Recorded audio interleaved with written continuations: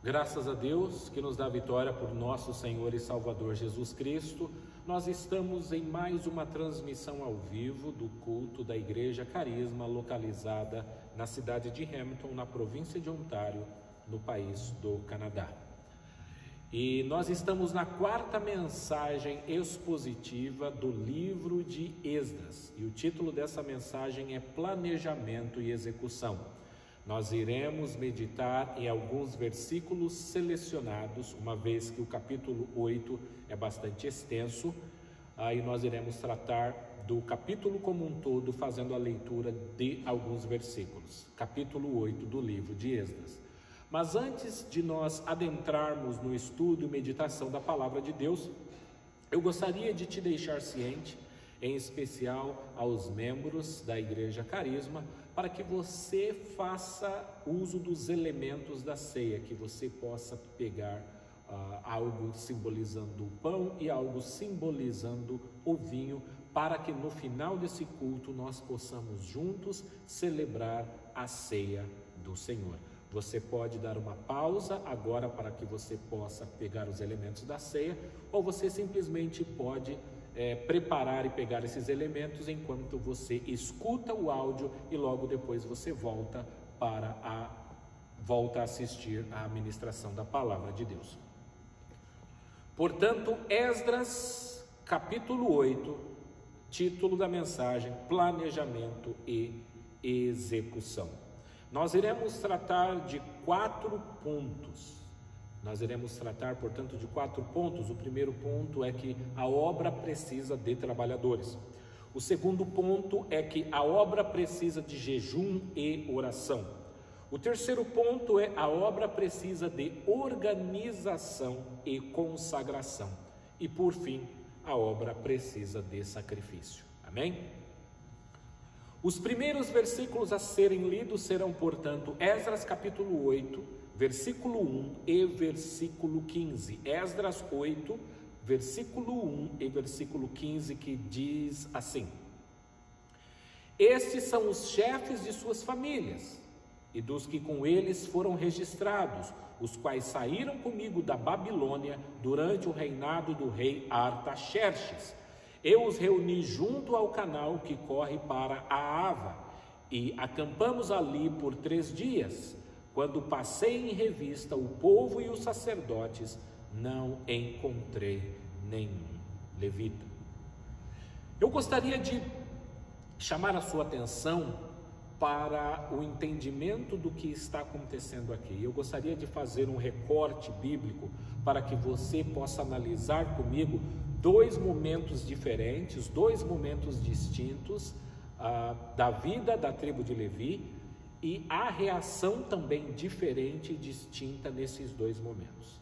Eu gostaria de voltar um pouco na Bíblia para o momento em que a tribo de Levi ela foi escolhida para ser a tribo que representa o povo de Deus como um todo. Com isso, a Bíblia não quer dizer que as demais tribos não eram de Deus, mas Deus escolheu uma tribo em específico que estivesse responsabilizada e encarregada de cuidar de tudo que estivesse relacionado ao templo de Deus, ao culto de Deus, aos utensílios de Deus.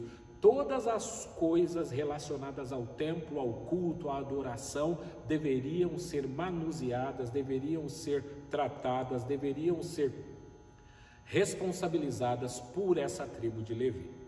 Mas nem sempre foi assim. A Bíblia diz que quando o povo de Israel estava cativo, quando o povo de Israel era escravo no Egito, que a Bíblia fala que Deus ele escolheu o primogênito de todo o povo de Israel para ser esse povo separado para si.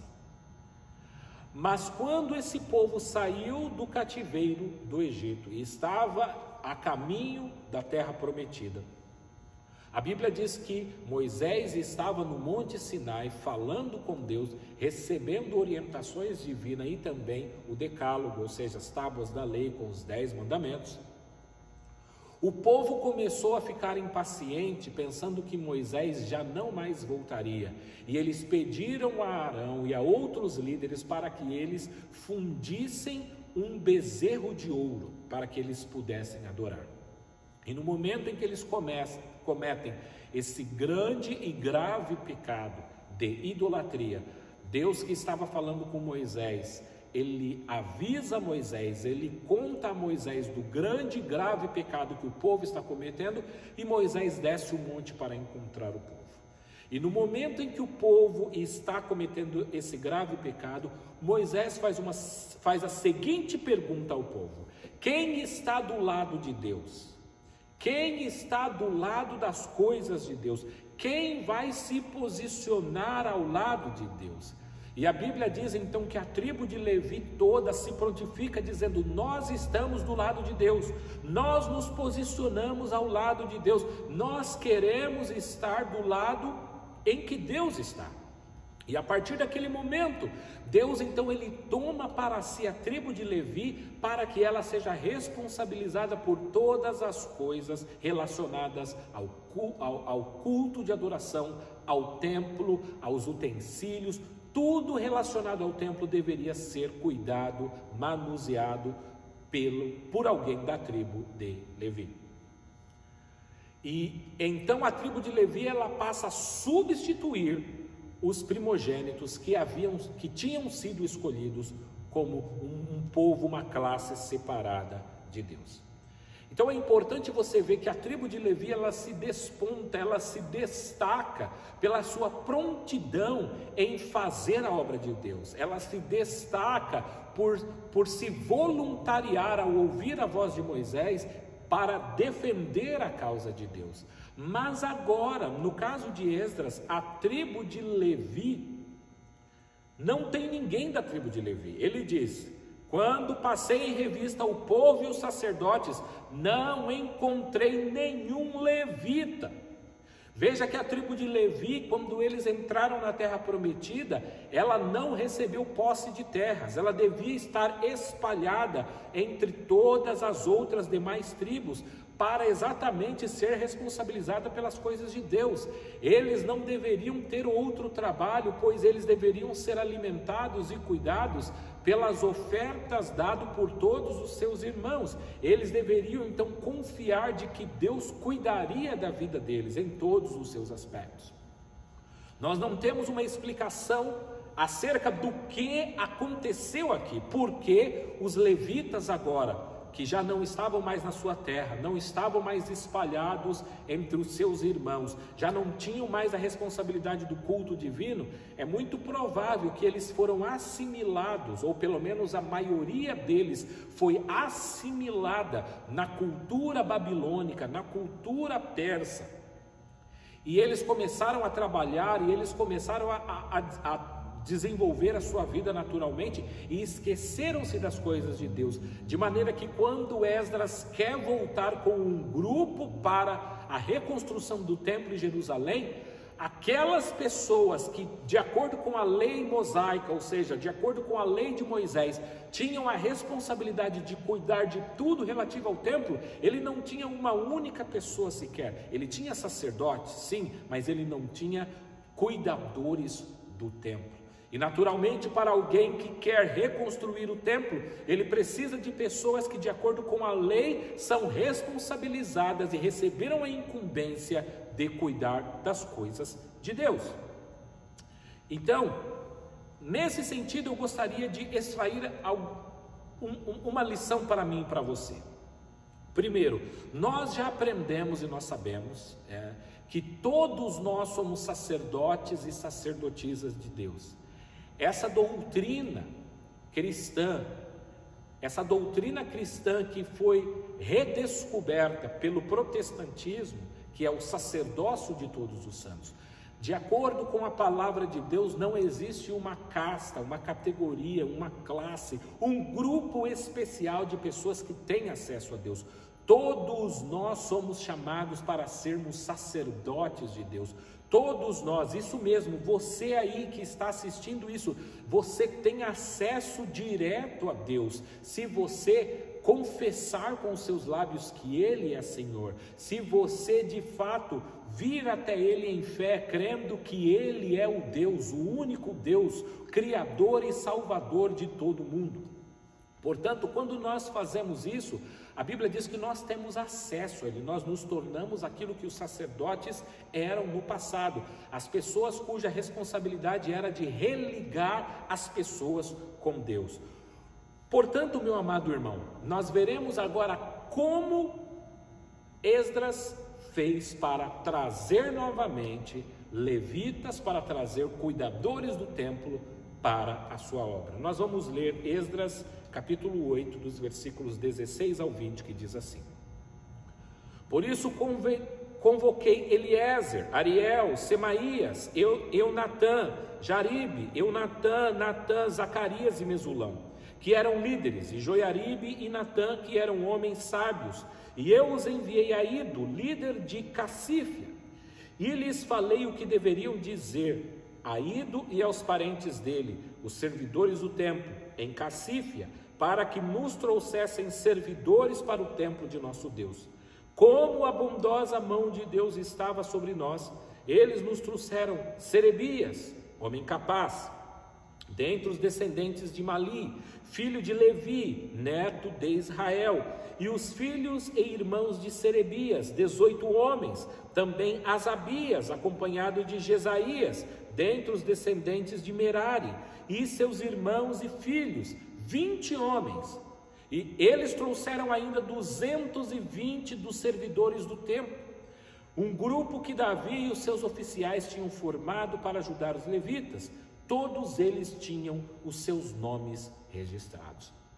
Então nós vemos que Esdras fez uso da seguinte estratégia: ele conversou com homens sinceros, com homens sábios, para que esses homens voltassem a famílias e pessoas estratégicas que eles sabiam que eram descendentes da tribo de Levi, que historicamente deveriam ter o cuidado das coisas do templo de Deus, para trazer eles para o seu grupo para a reconstrução do templo.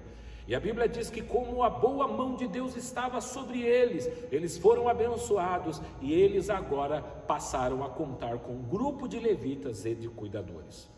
A grande lição para mim e para você é a seguinte: uma vez que eu e você somos sacerdotes e sacerdotisas de Deus, nós devemos estar ativamente envolvidos na obra de Deus. Nós vivemos em uma sociedade que é por demais individualista e que valoriza por demais o individualismo. E nós vemos esse individualismo sendo refletido numa maneira passiva em que as pessoas hoje vivem. Por exemplo, nós estamos rodeados de telas. Nós vivemos em uma sociedade em que nós temos acesso a praticamente tudo através dos nossos celulares, através dos nossos iPads, através dos nossos computadores, laptops. Tudo nós fazemos, ou grande parte das coisas nós fazemos através das telas. Acompanhamos, vemos, analisamos, observamos o mundo através dessas telas. Mas o que nós fazemos através dessas telas torna-se muitas vezes uma postura passiva. Por exemplo, ao assistirmos um esporte, seja ele qual for, os jogadores correm, os jogadores caem, os jogadores se levantam, os jogadores se machucam, os jogadores choram, os jogadores se alegram, os jogadores cansam, os jogadores estão ativamente envolvidos naquilo, ao passo que os telespectadores, eles estão nas suas casas, assistindo aquele vídeo, eles não estão correndo, eles não estão suando, eles não estão se machucando. Na maioria das vezes, a maioria dos telespectadores está sentada ou está deitada, relaxada, tomando algo que goste, comendo, sentada em um lugar confortável, na sombra, com ar-condicionado, ao passo que os jogadores estão muitas vezes a céu aberto, expostos ao sol, expostos à chuva ou expostos à neve. Então, de fato, quem luta, quem sua, quem está trabalhando? Os jogadores. E o que nós estamos fazendo? Simplesmente assistindo aquilo. E dizemos às vezes que estamos torcendo por um determinado time, por um determinado grupo. Agora veja que essa postura passiva de ver todas as coisas através das telas, Isso muitas vezes é trazido à igreja e já é se notado no mundo essa tendência da passividade na igreja. Por exemplo, muitos de vocês estão, em razão da circunstância em que nós estamos passando, que é por uma pandemia mundial, não podendo participar da igreja. Mas veja, o fato de você não poder hoje estar fisicamente na igreja ou participar, isso não significa que você não pode estar envolvido e fazer algo para Deus. Nós não podemos olhar 1, 2, 3, 4, 5 homens ou mulheres ativamente envolvidos, engajados, fazendo algo para Deus, ao passo que você simplesmente senta ou fica deitado assistindo tudo aquilo. Nós precisamos estar ativamente envolvidos nas coisas de Deus. Precisamos ter uma postura muito mais parecida com a primeira reação de Levi, com o caso do bezerro de ouro, em que eles se posicionam ao lado de Moisés e de Deus. Portanto, não tenhamos a postura que esses levitas tiveram nessa situação específica do caso de Esdras, em que eles não se prontificaram, eles não estavam atentos ao que estava acontecendo. Veja, a reconstrução do templo estava nos planos de Deus, a reconstrução do templo estava por começar, e os principais envolvidos, as principais pessoas que precisavam estar ali envolvidas, que eram os levitas, os cuidadores do templo, das coisas de Deus, eles estavam espiritualmente dormindo, eles não estavam sabendo daquele grande projeto de Deus, ou se estivessem sabendo daquele grande projeto de Deus, eles não queriam fazer parte disso. Isso ensina a mim e a você, porque você e eu, como sacerdotes, nós representamos hoje a tribo de Levi no mundo. Nós somos os responsáveis pelas coisas de Deus, nós somos responsáveis para trazer a salvação, para trazer o conhecimento de Deus a estas pessoas. Portanto, o que a palavra de Deus nos ensina aqui de uma maneira clara, simples e direta e objetiva, é que eu e você precisamos estar engajados em algo, nós precisamos estar fazendo alguma coisa, não podemos simplesmente assistir enquanto algumas pessoas fazem e trabalham, e eu e você simplesmente ficamos no conforto da sala das nossas casas, no conforto do nosso quarto, simplesmente assistindo a tudo que a igreja está fazendo, como meros telespectadores, enquanto alguns estão suando, enquanto alguns estão correndo, enquanto alguns estão chorando, nós simplesmente estamos assistindo. Veja, nós precisamos sair, deixar essa postura passiva de telespectador e nos colocarmos na posição de soldados ativos, lutando, envolvidos no projeto de Deus.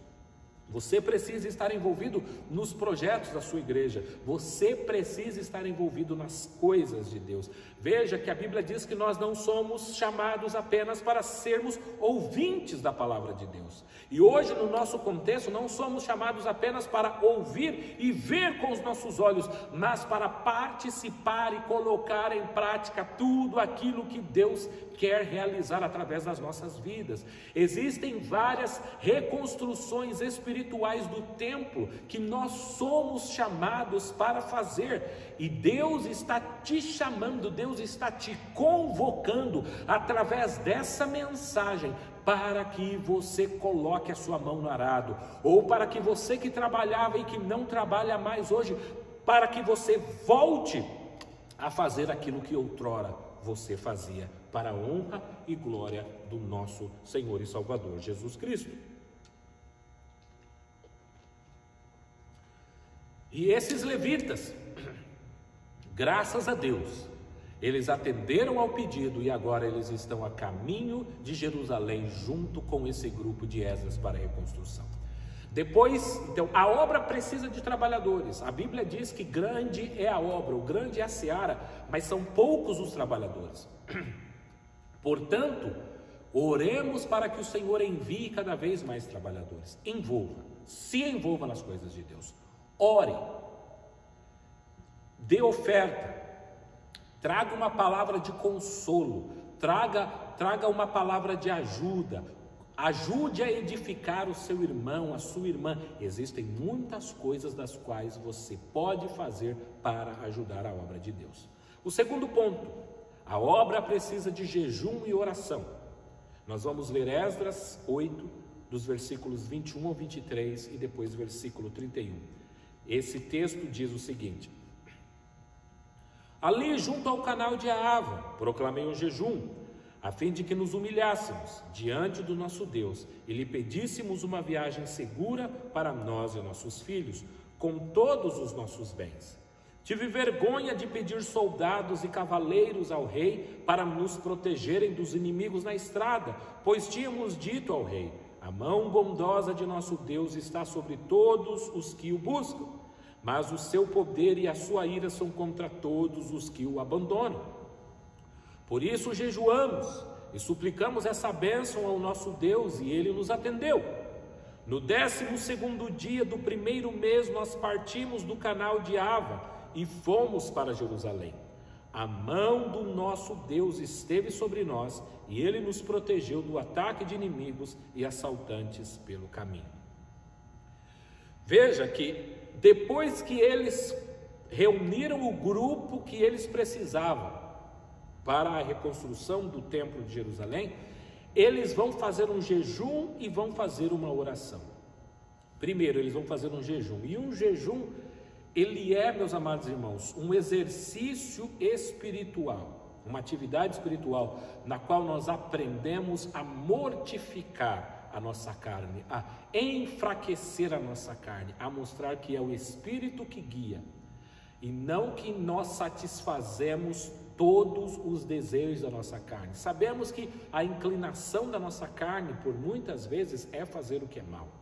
Portanto, nós precisamos aprender a mortificar a nossa carne para que o Espírito de fato seja quem nos conduza, que conduza tudo aquilo que nós fazemos.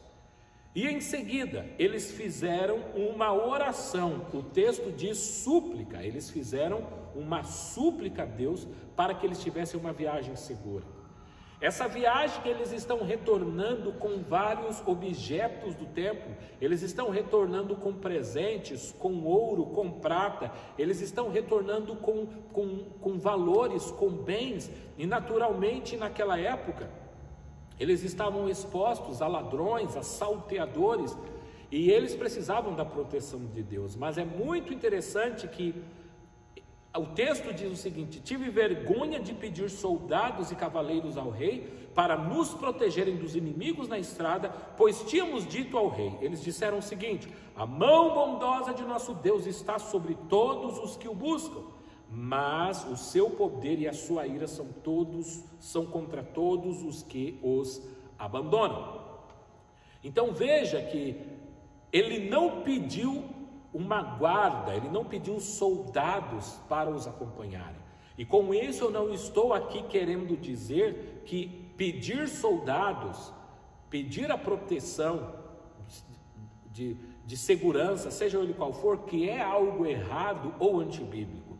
O que o texto está apresentando é simplesmente que, como Esdras disse que a mão de Deus estava sobre eles, ele está agindo por fé, confiando que, uma vez que ele está desempenhando o projeto de Deus, ele acredita e tem a direção de Deus, de que Deus irá guardá-los nessa viagem, de que Deus irá protegê-lo. Ele está simplesmente colocando a sua fé em prática, pedindo agora a proteção de Deus para esse trajeto. Lembrando que esse trajeto é um trajeto de 900 milhas, um trajeto de aproximadamente 1.500 quilômetros, uma vez que eles não podem andar de uma linha reta a outra, porque não existiam as estradas como nós temos hoje. Eles precisavam fazer vários desvios de acordo com os acidentes naturais, de acordo com a situação geográfica do local aos quais eles estavam.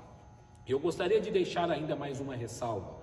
Não é também porque você passou por um mal, que você foi assaltado, que algo lhe aconteceu quando você estava fazendo algo para Deus, que isso significa que a mão de Deus não está sobre você. A Bíblia nos diz que todos aqueles que quiserem viver em Cristo piamente padecerão perseguições. Esse caso ele está mostrando que ele agiu em fé e que Deus abençoou a sua fé. Mas nós também temos exemplos bíblicos, como por exemplo Paulo, que ao fazer a obra de Deus naufragou e Deus estava com Paulo. Deus tem planos e projetos diferentes para pessoas e projetos diferentes. E nós precisamos ter sabedoria e discernimento de Deus para entendermos e estarmos na direção de Deus.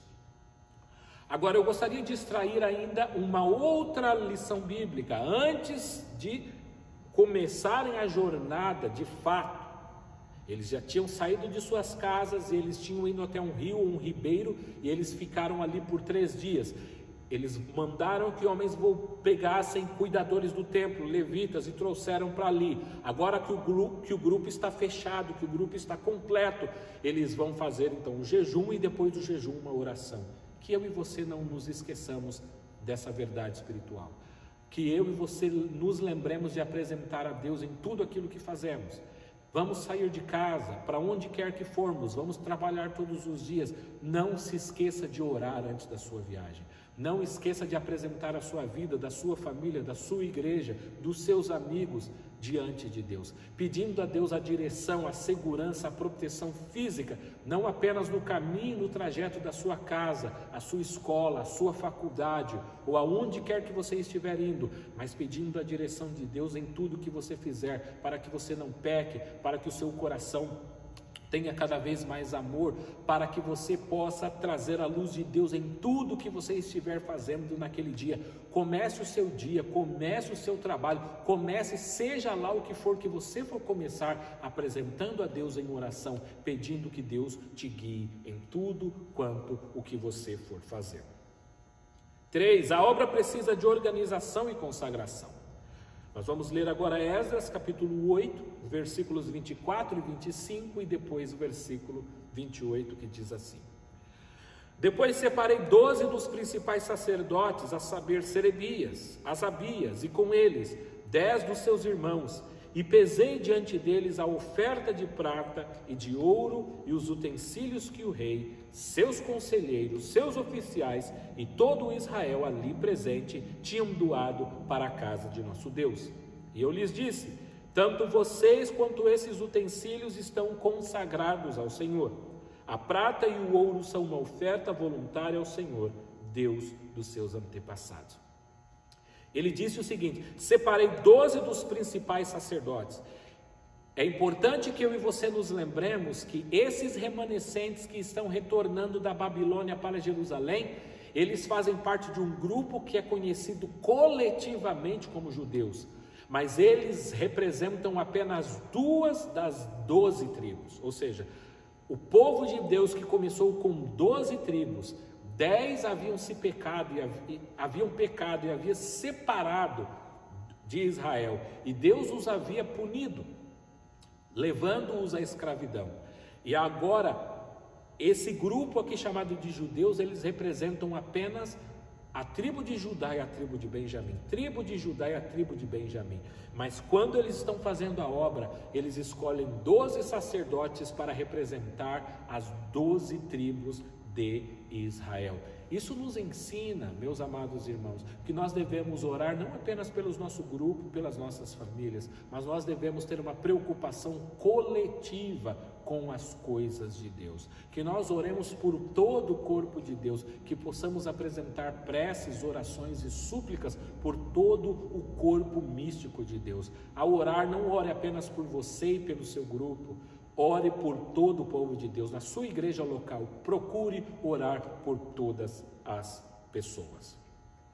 Ele diz assim: tanto vocês quanto esses utensílios estão consagrados ao Senhor, estão separados ao Senhor, estão dedicados ao Senhor. Que eu e você, meus amados irmãos e irmãs, nos lembremos que fomos feitos e criados, consagrados, separados para fazer a obra de Deus. E por fim, a obra precisa de sacrifício. Eu irei ler Esdras capítulo 8, dos versículos 32 em diante, 26 ao 32, ou do 32 em diante, que diz assim: Assim chegamos a Jerusalém e ficamos descansando 3 dias.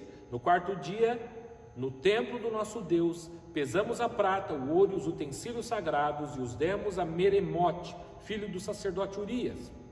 Estavam com ele Eleazar, filho de Finéias, e os levitas, Josababe, filho de Jesua, e Noadias, filho de Binuí. Tudo foi contado e pesado, e o peso total registrado naquela mesma hora. Então os exilados que tinham voltado do cativeiro sacrificaram holocaustos ao Deus de Israel, 12 touros em favor de todo Israel, 96 carneiros, 77 cordeiros, e como oferta pelo pecado, 12 bodes. Tudo isso foi oferecido como um holocausto ao Senhor. Eles também entregaram as ordens do rei aos sátrapas e aos governadores do território a oeste do Eufrates, e eles ajudaram o povo na obra do templo de Deus.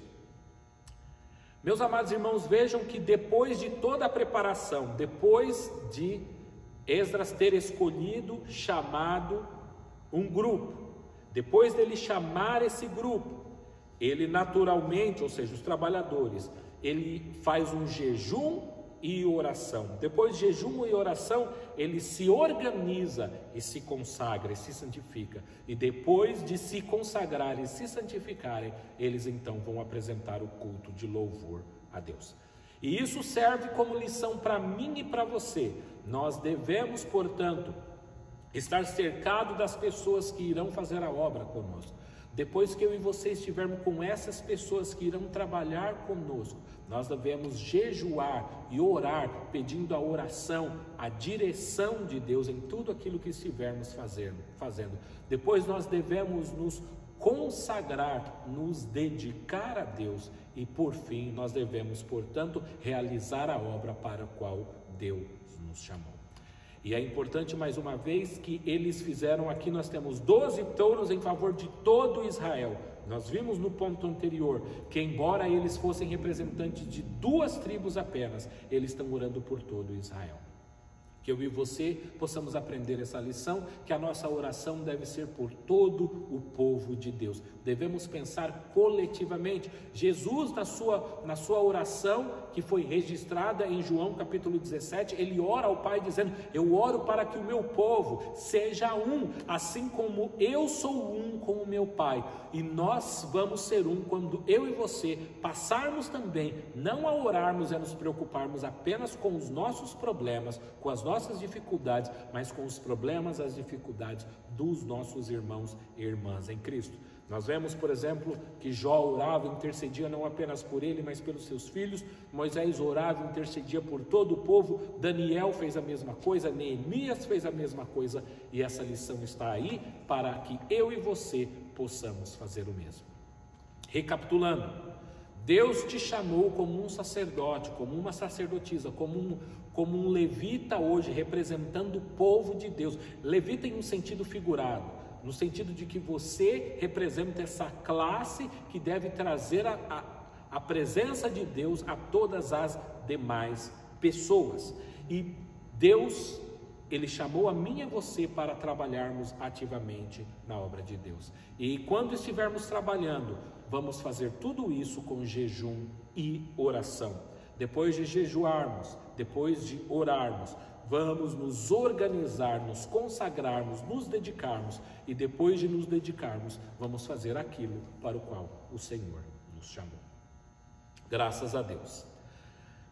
Nós vamos agora fazer uso das nossas Bíblias, e conforme eu disse no início dessa mensagem, que nós iríamos concluir esse culto com a ceia do Senhor. Eu peço para que você, se possível, faça uso da sua Bíblia.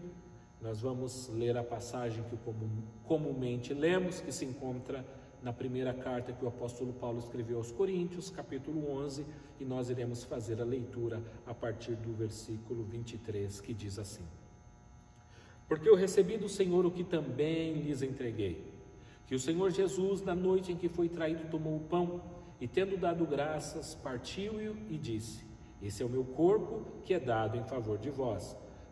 Façam isto em memória de mim. Da mesma forma, depois da ceia, ele tomou o cálice e disse: esse cálice é a nova aliança no meu sangue. Façam isso sempre que o beberem em memória de mim. Porque sempre que comerem desse pão e beberem desse cálice, vocês anunciam a morte do Senhor até que ele venha.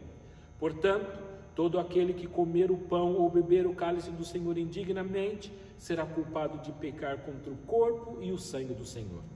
Examine-se cada um a si mesmo, e então coma do pão e beba do cálice, pois quem come e bebe sem discernir o corpo do Senhor, come e bebe para a sua própria condenação. Por isso há entre vós muitos fracos e doentes, e vários já dormiram. Mas se nós tivéssemos o cuidado de examinar a nós mesmos, não receberíamos juízo. Quando, porém, somos julgados pelo Senhor, estamos sendo disciplinados para que não sejamos condenados com o mundo. Eu peço para que você faça uso dos elementos que representam aí o corpo e o sangue do Senhor, para que todos nós possamos participar. Veja, meus amados irmãos, ainda que nós não possamos estar juntos fisicamente, nós estamos juntos espiritualmente, e nós vamos celebrar a ceia do Senhor nesse momento, todos juntos.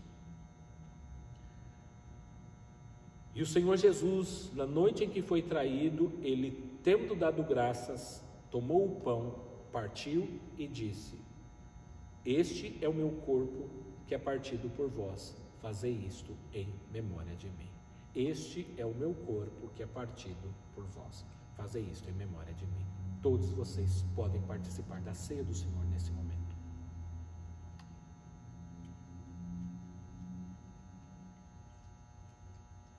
Muitíssimo obrigado, ó Deus. Graças te damos, ó Pai, por mais um dia de vida, por mais um dia, ó Pai, com saúde, por mais um dia em que podemos, ó Deus, manifestar e trazer a tua glória aos homens, trazer o teu amor, ó Pai, a tua restauração a esse mundo perdido. Muitíssimo obrigado, ó Deus, pelo teu sacrifício na cruz feito por nós. Semelhantemente também, depois de cear, tomou o cálice, dizendo: esse cálice é o novo testamento do meu sangue. Fazei isso todas as vezes que beberdes, em memória de mim. Que todos vocês possam juntos agora participar do sangue do nosso Senhor e Salvador Jesus Cristo.